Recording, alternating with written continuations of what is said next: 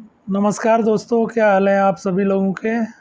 आशा करता हूँ आप सभी लोग ठीक होंगे। तो दोस्तों, कुछ लोगों के बहुत ही ज़्यादा इम्पोर्टेंट क्वेश्चन थे, तो मैं उनका जवाब दे नहीं पाया था। मुझे ये लगा कि ये ऐसे क्वेश्चन हैं जो कॉमन से क्वेश्चन हैं, जैसे आप लोगों के ये क्वेश्चन जो दे रखे हैं, तो आप लोगों के क्वेश्चन मैंने सोचा चलो वीडियो में बना देता हूँ आप लोगों के लिए। इन क्वेश्चन से आप लोगों के भी कन्फ्यूज़न, बहुत सारे कन्फ्यूज जो आप लोग कन्फ्यूज हैं, तो सारे कन्फ्यूजन आप लोगों के दूर हो जाएंगे। ठीक है, ये आप लोगों को भी हेल्प होगी इसमें, जो बंदे अभी अप्लाई कर रहे हैं या जो भी अप्लाई करना चाह रहे हैं। तो हम पहला ले लेते हैं इधर पर, डिफरेंट वीडियो करके इन्होंने एक मैसेज हमारे सब्सक्राइबर हैं, इन्होंने किया है मुझे कि पीसीसी स्टैंप के बाद वैलिडिटी कितना होता है। तो आपने मुझे ये किया कि पीसीसी स्टैंप के बाद वैलिडिटी कितनी होती है। तो आप लोगों को ये पता होना चाहिए, जब आप पीसीसी अप्लाई करते हैं, जब वहाँ से इशू होकर के आपके पास आती है पीसीसी, तो उसकी वैलिडिटी 6 मंथ की होती है। अगर उसकी वैलिडिटी 6 मंथ की है, बट अगर आप उसको आपने अगर पीसीसी को अपस्टाइल नहीं कराया, चाहे आपने 1 महीने बाद भी अगर नहीं कराया, तो उसकी वैलिडिटी उसी दिन से होगी जिस दिन वो इशू हुई है। ठीक है, अगर आप 2 महीने बाद भी अगर उसको अपस्टाइल कराते हैं, ऐसा नहीं है कि जो 2 महीने बाद आपने अपस्टाइल कराया तो जिस दिन अपस्टाइल है उसके 6 महीने तक वैलिड रहेगी, ऐसा नहीं है। बल्कि इसमें ये होता है, जिस दिन इशू हुई है वहाँ से पासपोर्ट ऑफिस से या फिर एसपी ऑफिस से, जब आपको इशू हुई है, तो उसी दिन से लेकर के अगले 6 मंथ तक वो क्या है, वैलिड होगी। तो इस चीज़ का ध्यान रखना। और दूसरा है सुनील राजपूत करके, इन्होंने एक क्वेश्चन पूछा है। इन्होंने सुनील राजपूत हैं जो, सर मैंने एजेंट को पीसीसी बिना अपोस्टल के दे दी है थी, उसने बोला नहीं मुझे। तो भाई इसमें ये चीज़ हो सकती है सुनील, कि हो सकता है कि उन्होंने खुद अपने आप ही खुद ही अपोस्टल करा ली हो।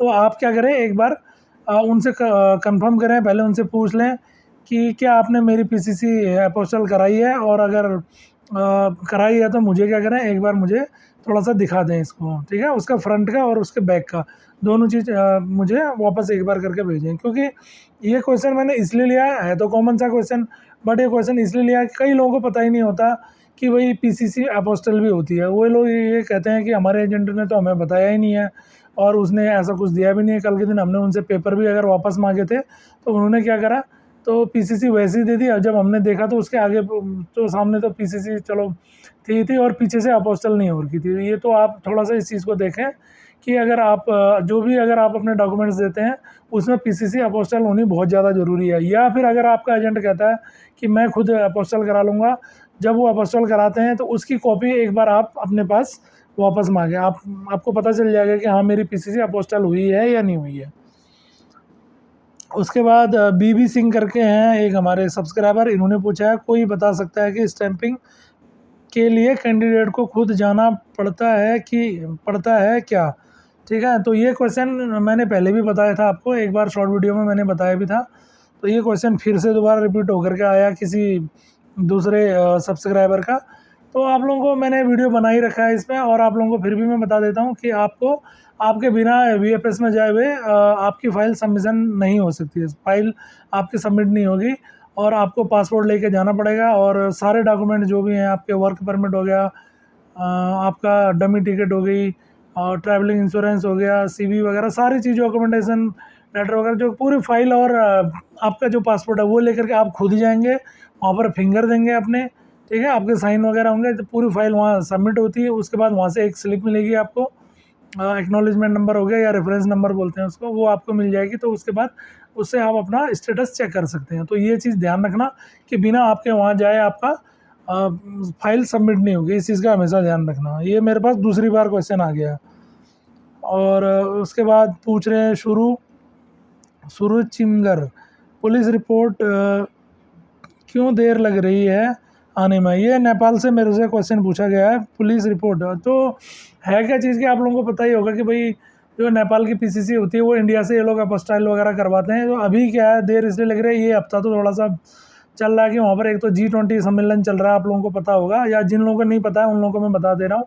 अभी जी सम्मेलन चल रहा है, तो इसलिए क्या है कि उन लोगों की ड्यूटीज़ वगैरह इधर उधर लगी है। तो आज हो गया आपका थर्सडे है आज, थर्सडे के दिन से लेकर थर्सडे और फ्राइडे, हाँ आज कल, यानी कि अब क्या है, मंडे से आपको आपका काम स्टार्ट हो जाएगा। मंडे से आपका काम स्टार्ट हो जाएगा। मंडे आपका पड़ रहा है, आज होगी 7 तारीख, 7 Thursday Friday Saturday Sunday Monday, 7 8 9 10 11 12 तारीख से आपका काम स्टार्ट हो जाएगा। जिन जिन लोगों के भी जैसे अपोस्टल रुके हुए हैं, ठीक है, अपोस्टल उनके रुके हुए हैं और उन लोगों के हो नहीं पा रहे हैं, तो थोड़ा सा इसी वजह से क्या है कि ये हफ्ता थोड़ा सा इसमें काम कम हुआ है। तो आप इस चीज़ का आपका क्लियर हो गया होगा। उसके बाद पटेल श्रीजल पूछ रहे हैं कि बैंक बैलेंस कितना बताना पड़ता है, ठीक है, ये भी एक इम्पोर्टेंट क्वेश्चन है।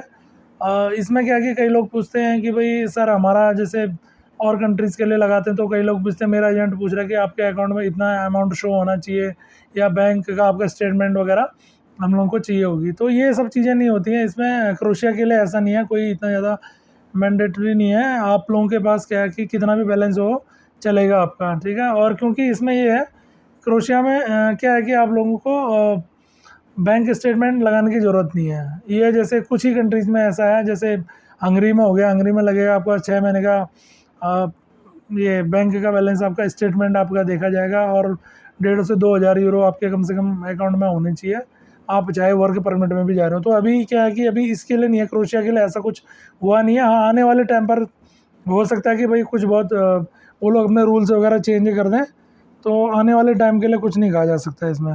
तो इसके बाद लिखते हैं यूज़र PD1, भाई क्रोशिया वीज़ा अप्लाई करना चाहिए या नहीं? बिल्कुल करो, आप कोई दिक्कत नहीं है। बस ये है कि आप अप्लाई करते तो हैं, मगर क्या है कि आप ऐसे बंदे को पकड़िए, ऐसे एजेंट को पकड़िए या ऐसे कंपनी से आप अप्लाई करें, उसका डेटा वगैरह जानें, भाई कितने लोगों का कराया है क्या नहीं कराया। अगर वो लोग आपसे एडवांस लेते हैं तो किस बेस पे आप एग्रीमेंट, प्रॉपर एग्रीमेंट बनाएं कि कैसे क्या होगा, कितने टाइम में आपका वर्क परमिट आएगा, कितना टोटल टाइम लगेगा और आपको मैं अमाउंट दे रहा हूँ तो वो कल के दिन आप जैसे पैसा वगैरह जो हम आप उसको एडवांस दे रहे हैं वो काटेगा तो नहीं, या कितना काटेगा, ये सारी चीज़ें आप क्लियर करें, उसके बाद ही आप इस चीज़ को करें। जो भी जेन्युइन कंपनी है आप करवा सकते हैं भाई। और उसके बाद है विवेक, विवेक करके एक क्वेश्चन, विवेक हैं सब्सक्राइबर, इन्होंने पूछा है भाई क्रोशिया ओपन वर्क परमिट पे आना चाहिए या नहीं आना चाहिए।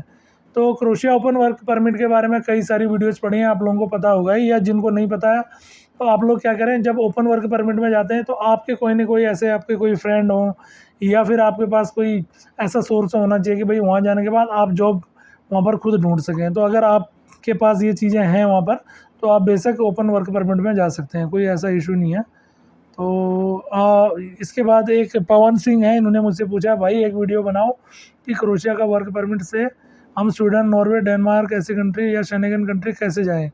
तो इसके एक वीडियो बनाओ। तो इसमें वीडियो बनाने का इतना मुझे लगता नहीं है कुछ खास ज़रूरत है। इसमें 2-4 टॉपिक है, मैं आपको अभी तुरंत इसी में कवर कर देता हूँ। इसमें क्या है कि आप जैसे क्रोशिया आ गया, क्रोशिया में से आप लोग क्या करेंगे, अगर आप लोगों ने जैसे कहीं जाना है, घूमने के लिए जाना है अगर किसी अदर शेंगेन कंट्री में, तो आप लोग क्या करें, आप सबसे पहले आप वहाँ की TRC बनवाएंगे। TRC जब आपके पास मिलेगी, TRC बनाने के बाद आप किसी भी शेंगेन कंट्री, जो भी शेंगेन कंट्री है इस टाइम पर 27 जो भी चल रही है, तो उनमें कहीं भी जा सकते हैं। नॉर्मली आपके पास आपका पासपोर्ट होना चाहिए और आपके पास TRC कार्ड होना चाहिए। तो वो चीज़ अगर आप कहीं भी जाते हैं, मान लीजिए अगर आप डेनमार्क जाएँ या फिर जर्मनी जाएँ, पुर्तगाल जाएँ, हंगरी जाएँ, इटली जाएँ, स्पेन जाएँ, स्विट्ज़रलैंड जाएँ, आप कहीं भी अगर आपको जाना हो तो कोई आपको अलग से कुछ करने की ज़रूरत नहीं है, आपको अलग से वीज़ा लगाने की ज़रूरत नहीं है। तो आप लोगों ने सिर्फ ये करना है, केवल आपके पास पासपोर्ट और आपका TRC कार्ड होना चाहिए, जो कि महीने भर में आपका क्रोशिया प्रोवाइड करा देता है अगर आप वर्क परमिट में जाते हैं तो। तो ये चीज़ मैंने आपको बता दी। आप लोग नॉर्मली कोई सी भी आप फ्लाइट पकड़िए या ट्रेन करिए, आप लोग जा सकते हैं। अगर कोई आपसे पूछेगा दिखाइए करके अपना पासपोर्ट वगैरह आप दिखाएंगे तो आपसे कोई भी इसमें इंक्वायरी नहीं होगी। आप वो चीज़, क्योंकि क्रोशिया शेंगेन में आ चुका है 1 तारीख से, 1 जनवरी 2023 से शेंगेन में आ चुका है, तो आप लोगों के लिए फ्री एंट्री है, ऐसा अलग से वीज़ा लेने की ज़रूरत नहीं है। नॉर्मल से आप टिकट लीजिए, चाहे अगर बस में जाना चाहें या फिर अगर आप ट्रेन में जाना चाहें तो जा सकते हैं, या फिर अगर बाई एयर जाना चाहें तो भी कोई प्रॉब्लम नहीं है, तो आप लोग जा सकते हैं इसमें। तो आप लोगों के मेरे ख्याल से लगभग जो थोड़ा सा सभी लोगों के कॉमन से क्वेश्चन थे, ये चीज़ मैंने इसमें क्लियर कर दिया है, तो आपके डाउट क्लियर हो गए होंगे। तो जल्दी ही मिलते हैं नए वीडियो के साथ, और तब तक आप मेरे चैनल को लाइक करिए, शेयर करिए और सब्सक्राइब करिए। तो दोस्तों ठीक है, ओके।